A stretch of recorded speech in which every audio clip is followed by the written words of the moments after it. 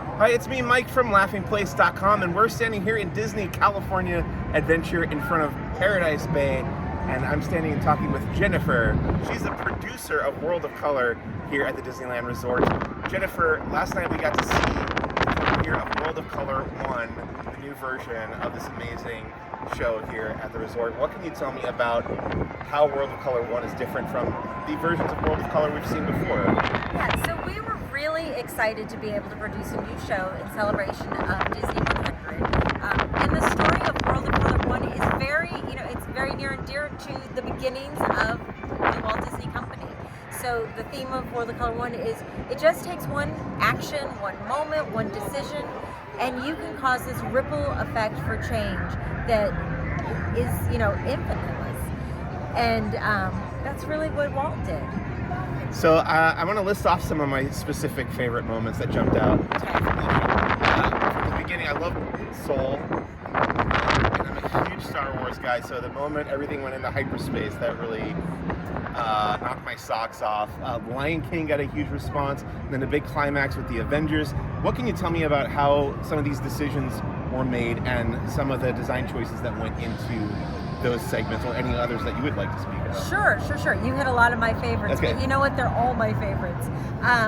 When we started working on World of Color 1, and we started looking at the great library of material that we had to pull from, it was almost an impossible task to start, because that theme of one person is really so prevalent throughout Disney stories.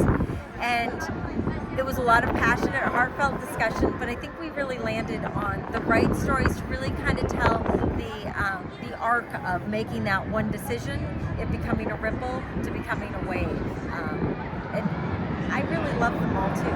I will tell you, for Soul, like kind of an insider tip or thing to look for, especially for musicians out there, is that as our fountain programmer, who was amazing, as she started to program things, she actually used the sheet music for that score, that section of it. And as she started to program the fountains the lighting designer, he chimed in and he was like, I can do that with lights. And then our laser designer chimed in on top of that. So it really kind of proved out that theory of one decision can cause that ripple effect.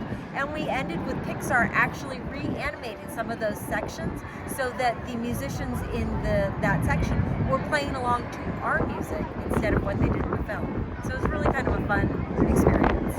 It was fun. It's super impressive. Another thing that really worked for me is the increased incorporation of both the Pixar Pal Around and the credit coaster track in the show. Can you talk a little bit about how those elements are incorporated in World of Color 1?